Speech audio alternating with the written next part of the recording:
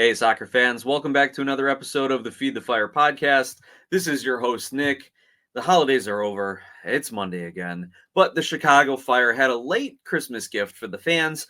Just today, January 6th, they've announced the signing of a new winger. And in tonight's show, we're going to get to know a little bit more about Philip Zinckernagel, the new signing and already winner of the best name on the roster. Additionally, U.S. Soccer released its roster for the men's January camp. So in the second half of the show, we're going to take a look at who got called up. And of course, it's very MLS focused, and we'll see which players are impressing Mauricio Pochettino. But the meat and potatoes of this show, the main theme here, the Chicago Fire are finally signing some bigger name players. We're not just bringing up CF2 Academy products. We're not signing our draft picks. We actually went out and paid a transfer fee to bring in a 30-year-old winger from the Belgian league. He's Danish by nationality. And let's get to know a little bit about the Chicago Fire's new player. Here's today's press release from the club. And the little tagline says, experienced and dynamic winger joins the Fire via transfer on a 4-year contract. So there's a lot of things that are going on there. An experienced and dynamic winger, absolutely something that the Chicago Fire have needed in order to provide service into Cuypers and the other attacking players. It's via a transfer. The Fire are opening up the checkbook once again, and a 4-year contract. That's a longer contract than what we typically see for the club and for the league. So to bring this player in on a 4-year deal shows their commitment to him, or maybe it's just a little bit of creative accounting and making sure that he's under the cap. And we'll talk about that a little bit later too, about how they structured the deal as far as roster compliance. But here's the press release from the club. Chicago Fire FC today announced that the club has acquired winger Philip Zinckernagel from Club Brugge of the Belgian Pro League via transfer. Zinckernagel will occupy an international slot on the Fire's roster, pending completion of the medical and receipt of his P1 visa and international transfer certificate. His contract with the Fire will run through the 2028 season. So 2025, 26, 27, 28. We got 4 years with this player. Let's get to know him. Here's a quote from Greg Berhalter. We wanted to bring in a high-impact player for one of our TAM positions, and Philip fits that profile perfectly. He's a technical and versatile player who can create chances for himself and his teammates while also showing a commitment to defending. With experience playing in multiple countries and elite European competitions, Philip will bring a winning mentality and leadership to our squad for the upcoming season and beyond. And that second part of that quote, what Berhalter said about a winning mentality and leadership, something that I picked up on when researching Zinckernagel's background here, and we'll talk about that as well too. The press release continues. Zinckernagel, 30, joined Chicago with more than 400 appearances in his career, tallying 83 goals and 80 assists across various leagues and competitions in Europe. During his time with Club Brugge, he made 44 appearances across all competitions in the 23-24 campaign, recording 7 goals and 9 assists to help the team win the Belgian championship and advance to the semifinals of the UEFA Europa Conference League. Oh, so he's got some continental, some European play there, some big tournament experience. Nice to have on board. Now we get a quote from the player himself. I'm very excited to join the Chicago Fire and experience a new league. The club's ambition and vision for the future are very motivating, and I'm eager to help the team achieve its goals. I look forward to working with the coaching staff and my new teammates to build something special together. End quote. Great to hear that he is already looking forward to it. And again, he's following that pattern of every time someone comes with the Chicago Fire, gets promoted, they talk about the ambition and the vision for the future. I like that he looks at this as a new challenge, coming to a new league to experience Major League Soccer here. And hopefully that motivates him and keeps his motivation up, keeps him young, keeps him feeling fresh, gives him that little extra effort in trainings or in games, things of that nature. But to close out the article, now we get into the background of the player himself. Zinckernagel spent time on loan with Norwegian First Division side FK Bodo Glimt, playing in 11 league matches in 2024, as well as 2 Champions League qualification contests and 6 Europa League matches. So he's played against some tough competition. He scored twice in the Europa League, 1 goal against Man United on November 28th and 1 against Besiktas on December 12th. So he's scored against some big teams, guys. FK Bodo Glimt won the Norwegian Championship in 2024 with Zinckernagel, who was also a part of their 2020 Norwegian League Championship squad. And we're going to talk about his journeyman history here, but he's won the Norwegian division twice now in the last 5 years. The Danish winger began his professional career in 2013 when he joined HB Køge in Denmark. Over the course of his 12-year career, he's played in Denmark, Norway, Belgium, England, Greece, and after playing at HB Køge, FC Helsingør, and Sundersjyske, Zinckernagel made the move to Norway for his first stint with FK Bodo Glimt before moving on to England, where he played with Watford and Nottingham Forest in the EFL Championship. He also played at Olympiacos in Greece and Standard Liège in Belgium. At the international level, Zinckernagel has represented the Denmark national team at the U18 and U20 levels, appearing in 2 matches for each age group. His physical stats, 5'9", 160 pounds, born December 16th, 1994. Oh, so belated birthday. Happy birthday to the new Chicago Fire winger. So I said he was a bit of a journeyman, and over the course of his professional career, which started in 2013, as the article mentioned, at HB Køge, he's played for 7 different clubs, including 2 loan spells to 2 other clubs. When he was with Nottingham, he was on loan, and when he was with Standard Liège, he was on loan from Olympiacos. Only made 1 appearance for Olympiacos. But I feel like any European journeyman is going to get a year or 2 in Greece and then go out on loan or do something like that. They always end up in Greece at some point, I feel like.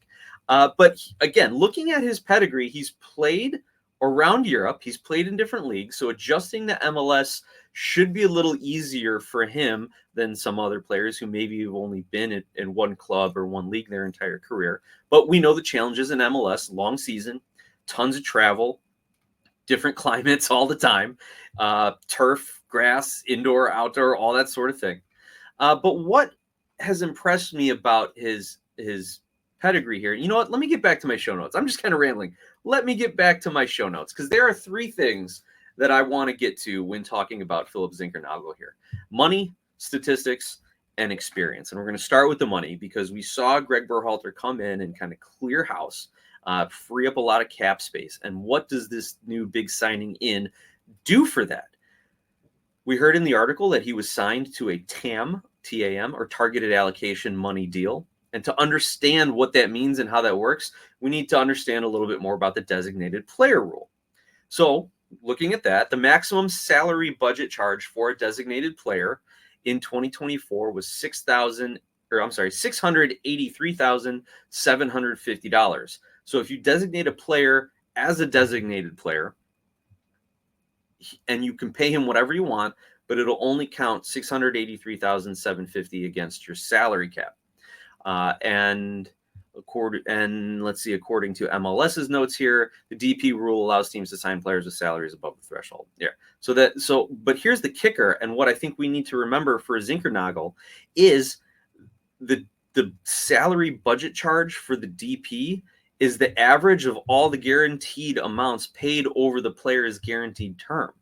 So if you bring in a designated player for 2 years versus 4 years, it's possible that you're paying a lot more in those 2 years, because if you're going to pay a guy $2 million a season, he's going to have a higher average over 2 years than over 4 years, right? Or am I even talking about, is my math even correct there? Forget I said anything. But what the Chicago Fire are doing is allowing them to spread kind of the cap hit over the course of 4 years. That's the point I'm trying to make. You can tell I'm not a mathematician. You can tell that wasn't my strong suit. That's why I went into liberal arts and eventually became a lawyer, not because I'm good at math. But that's it. The 4-year deal allows the Fire to kind of spread the cap hit a little bit over the course of the years. My first thought was thinking of like some of these NHL deals. But continuing to understand these DP rules here. For a player to not count as a DP, but make a salary above that threshold, teams need to buy down the player's salary with TAM, with targeted allocation money. Each MLS team receives a set amount of TAM each year to spend on signing or retaining players. For 2025, teams will get $2,225,000, but that's down $175,000 from last season, and it's going to keep going down until the current collective bargaining agreement is reached or it expires and they have to renegotiate. MLS is looking to phase out targeted allocation money as salaries increase, as revenues increase. TAM can only be used to buy down a DP's salary, but there's still an upper limit. In 2024, TAM players could make up to $1,683,750, so $1 million over the salary charge. What does that mean for the Fire now? Transfer market has valued Zinckernagel at about $2.9 million, so the club had to use about $1.3 million of their TAM to buy him down, to buy that salary down below the maximum TAM threshold. Again, assuming that's what his salary and his transfer fee are going to be. But we do know that the team has freed up a lot of cap space with the free agents that they've let go, with the transfers out, Gaston Jimenez, with the loans, Yorgos Koutsias, things of that nature.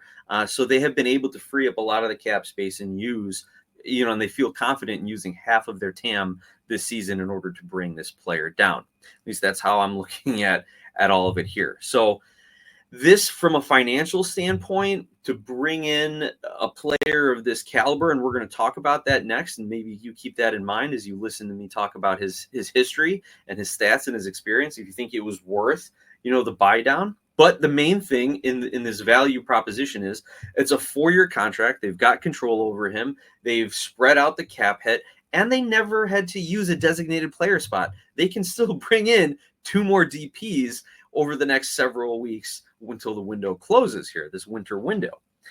So now, speaking of all that, let's take a look at his statistics, as his pedigree, and see if he's going to have some success here in Major League Soccer.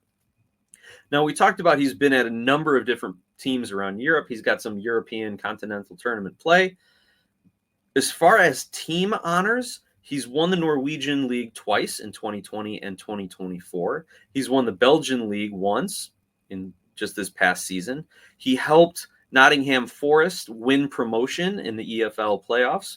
And as an individual, he was named Player of the Year in the Norwegian League, the Elite Series, I guess, in 2020.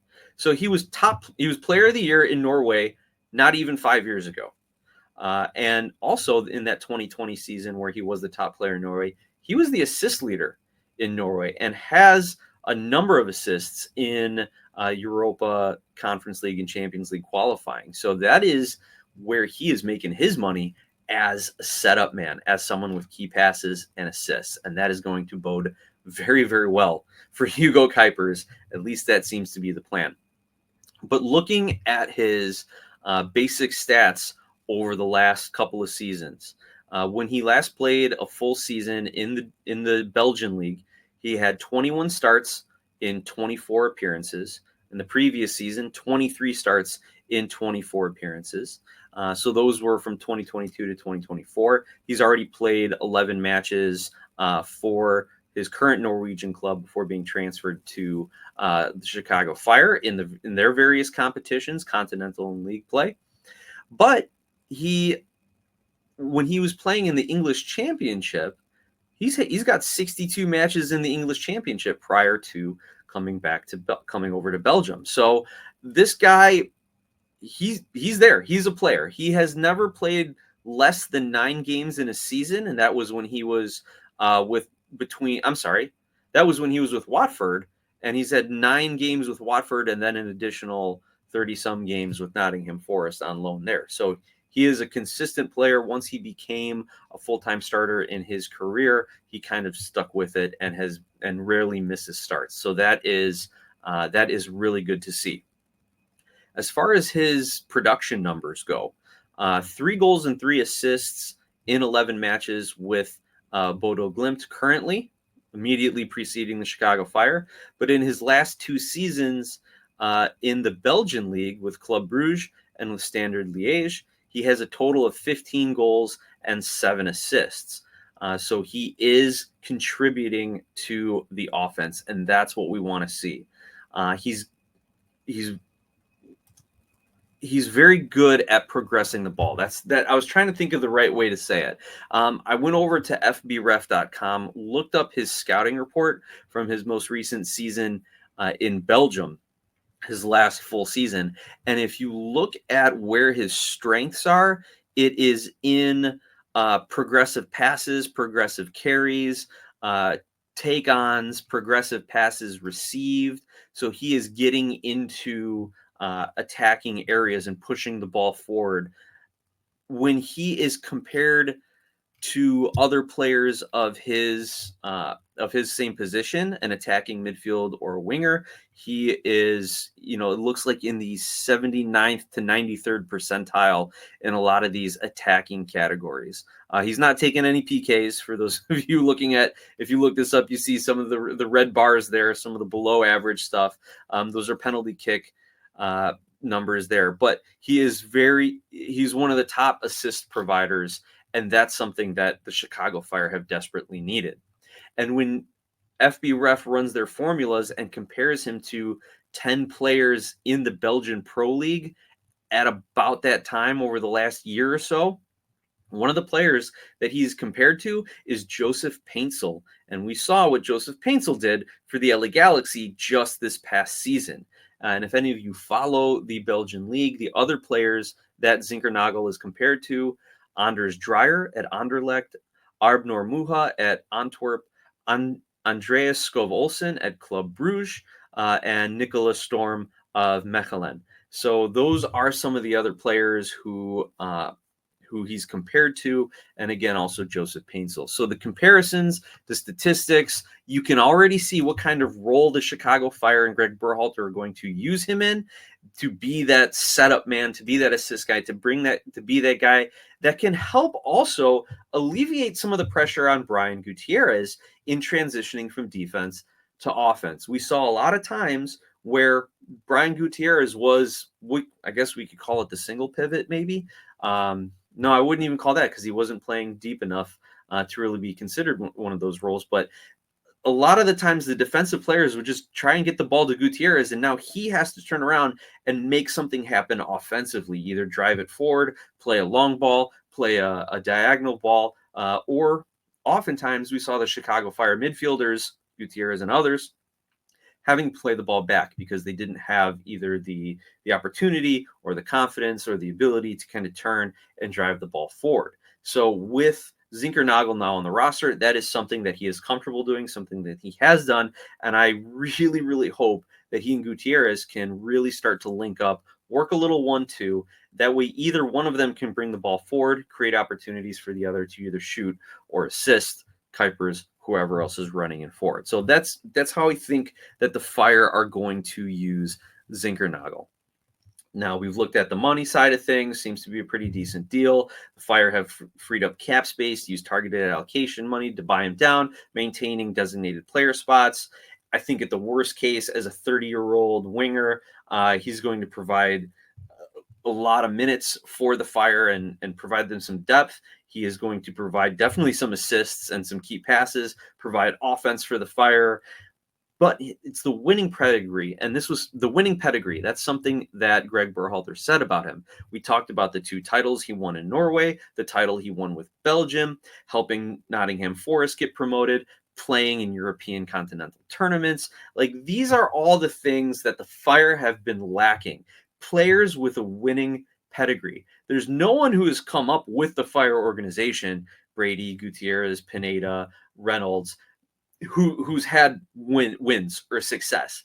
Nope, not been part of that pedigree. There have been no big transfers in that have had it. Shaqiri had a decent pedigree, playing in top leagues and kind of being a bench player for some of these championship caliber teams in the Big 5 leagues around Europe, but he was never the guy. Who are the other players that have come in? Cuypers has had couple of really good seasons in Belgium, but was he winning trophies before coming over to the Chicago Fire? No, the Fire team has been completely devoid of any sort of championship caliber players for many years. So the fact that now we have a guy, and yes, it's Norway, and yes, it's Belgium, but that kind of winning attitude and winning desire and winning habits, that is something that is going to be just as important as his play on the field. So it appears to be a good signing by any metric and every metric here. Let me see if there's any other notes that I wanted to add. The last final thing I wanted to to say about Zinckernagel, this isn't the big signing. This isn't going to be the Fire's best signing this season. It may be the best signing this offseason, this winter transfer window, and maybe they don't go out and get their big name designated player, winger, midfielder, whoever it is, to just elevate them from kind of fighting for a wild card spot to solidly in the playoffs, maybe top 5 team in the Eastern Conference. I don't know if they're going to get that player this window. They're being very pragmatic. They're being very deliberate in how they construct their roster. And if they don't find the exact type of player that they want, both performance on the field and how they're going to fit in culturally with this club, then they're not going to sign him.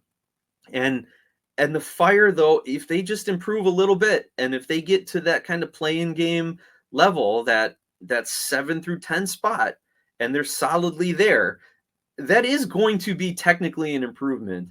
But as long as they're kind of in that mix of, I would say, 7 to 10, the first half of the season, when that summer transfer window opens up, then you're going to see the Chicago Fire go out and make a signing. That's what I think. If they don't get the perfect player to fit this winter, I expect them to bring someone big in over the summer window. Unless the wheels have completely fallen apart and there's the injury bug and all these other things, they still need to sign a few defenders, maybe in a couple center backs or so. There's a lot to do, but this is in the right direction. So don't get down on this signing. This isn't the guy. Zinckernagel not good. He's not the Ricky Pooch. He's not the Emil Forsberg, right? He's a piece. He's a very good piece, but the Fire is still waiting to bring in the next 1 or 2 designated players to just push this team solidly into the playoff picture. All right, that was a lot on Philip Zinckernagel and a mouthful, and speaking about him and his name and his pedigree and all those great Norwegian and Belgian club names and team names things. So let's transition now back to the United States here, and we're going to take a look at some of the USMNT players who made the January camp roster.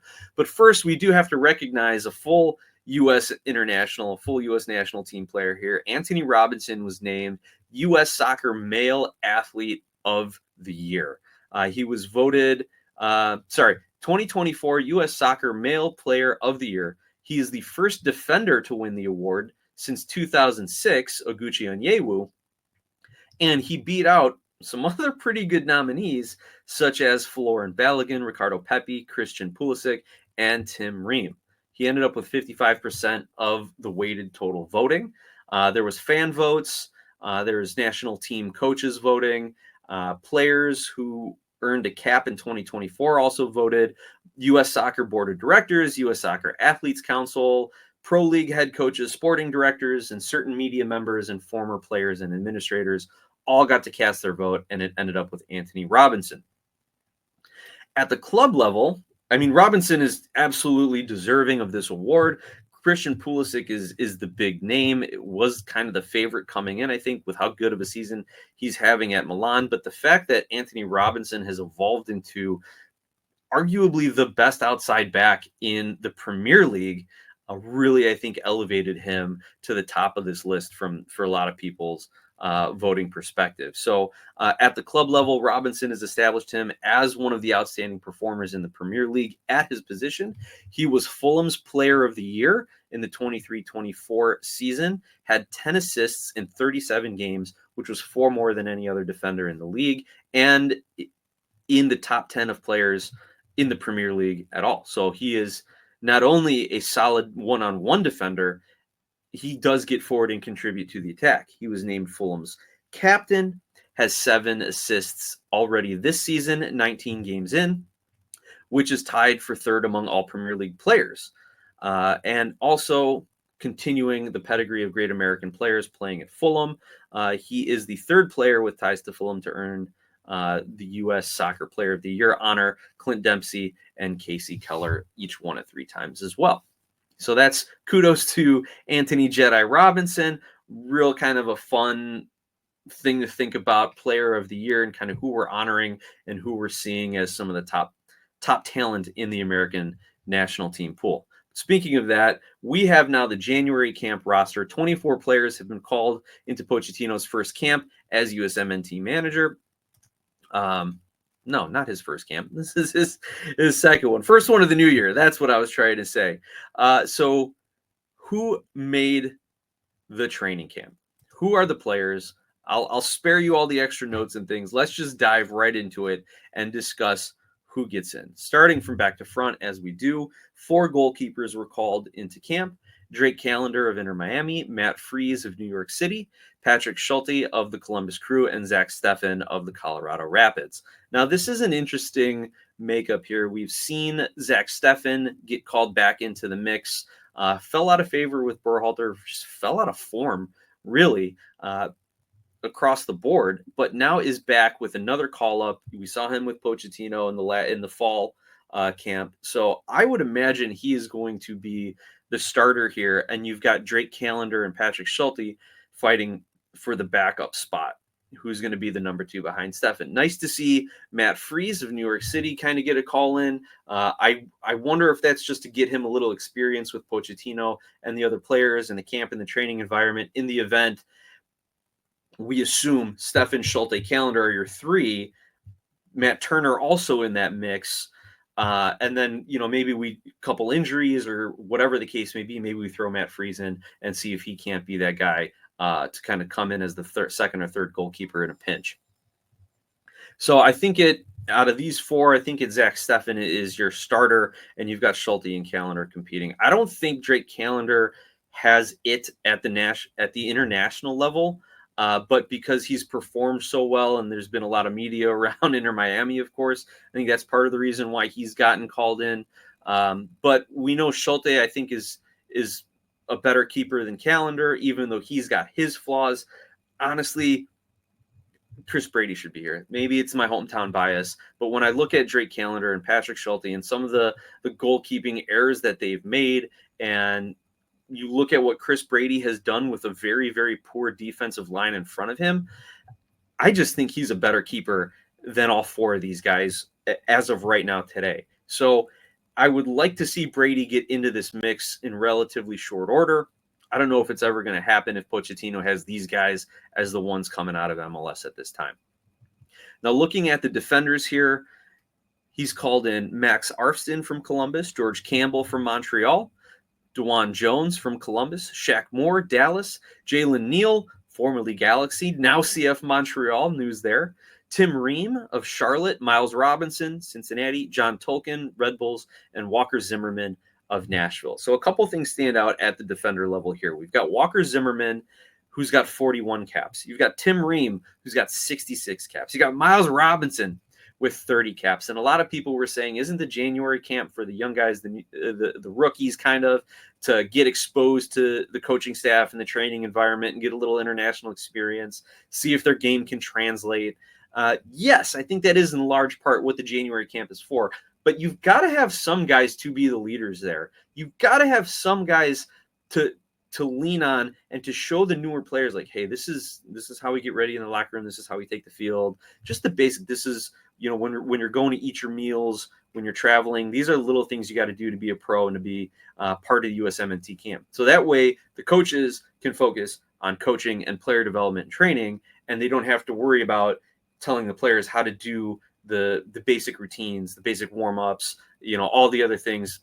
Make sure your alarm is set and you're up and ready to go, that they can lean on some of the leadership from these more senior players. So that's why I think those guys are included there. Plus, those guys are some of the best defenders in Major League Soccer. And Tim Ream obviously recently coming over from Fulham in the English Premiership. So these are guys that the other players can look up to, and guys who aren't going to want to just mail it in. These are guys who see the young players coming up and are going to want to challenge them and show them, hey, you've got a long way to go till you get to my level. So it's going to be a very, very good competitive environment for these defenders, I think. You've got your midfielders, only 4 called into camp. Ben Cramashi, Miami, Amika Anelli, Real Salt Lake, Diego Luna, Real Salt Lake, and Jack McGlynn, Philadelphia Union. So big youth movement here in the midfield. Love to see it. A lot of raw talent, a lot of raw physical talent as well. And we saw Anelli and Luna doing great things with Real Salt Lake this season. Benjamin Cramashi, a lot of people think he's getting the bump from the Messi effect, both in the call-up and his improved play. But if you've watched him over the course of the last couple of seasons, I really do think he is developing into an excellent MLS player. And you're even starting to see him in some of the MLS commercials. He's in that Celsius commercial with Brian Gutierrez and others.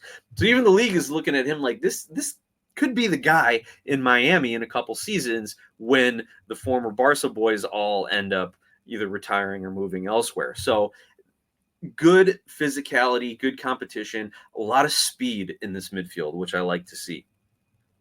7 forwards called into camp, and a lot of these forwards also considered wingers, right?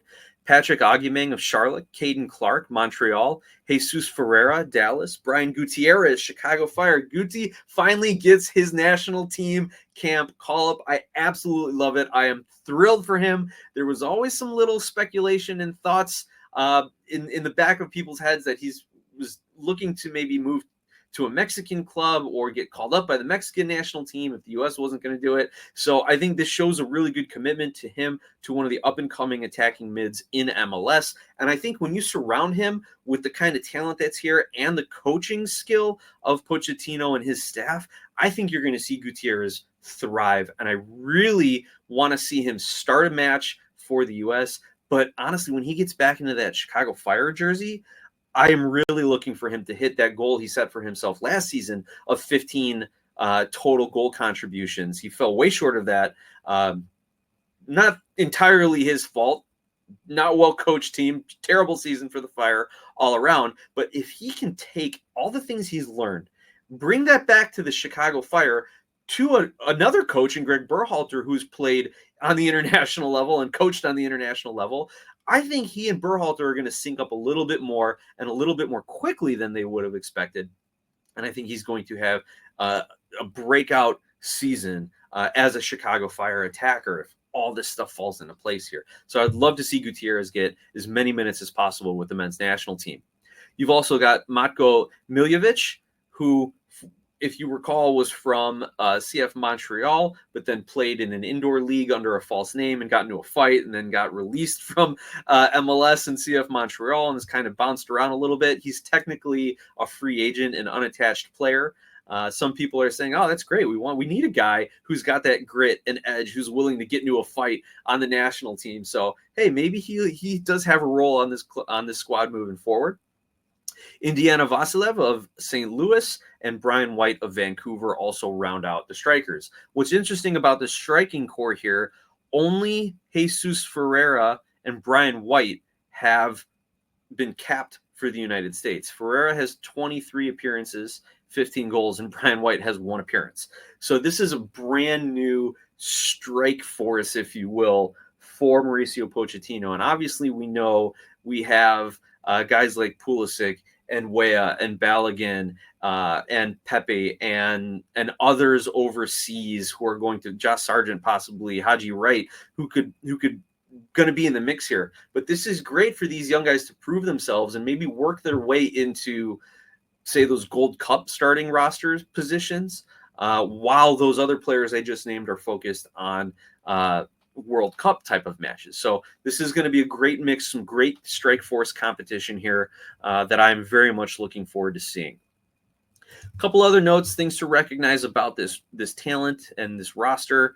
The training camp begins January 7th down in Fort Lauderdale. The U.S. will then take on Venezuela on January 18th in Fort Lauderdale and Costa Rica on January 22nd in Orlando, both friendly matches. And like we mentioned, because this is falling outside the FIFA window, 23 players are coming from MLS, and I think it was, who is it, Miljevic? He's the only non-MLS player, and that's just because he doesn't have a team. So this is a purely domestic roster here. 7 players earn their first call-up to a men's national team camp, and 10 players have the chance to get capped for the first time for the USMNT. Well, that's everything that I wanted to get through on today's show. Thank you all for tuning in. Thank you all for listening. I hope you all enjoyed learning a little bit more about the Chicago Fire's new signing, Philip Zinckernagel. In my head, I keep thinking Zinckernagel, and looking ahead and looking forward to the USMNT camp. One other funny little thing, just this morning, right before the news broke about Zinckernagel being signed by the Chicago Fire, I got a new follower on Twitter. And I was like, oh, cool. Someone new followed me on Twitter. Someone new discovered the podcast. It's great. And then they announced the player signing. The person that followed me on Twitter, no, it's not Philip, but it looks to be one of his relatives, Torben Zinckernagel. So Torben, if you're listening to the episode and you've lasted with me this long, thank you so much for connecting. If you are related to Philip, shoot me a message. Let me know what we can expect to see from him. Or if you ever want to come on the show and talk about your relative, that would be great. But in the meantime, fans, I hope you're off to a happy and prosperous new year. And as always, let's go Fire.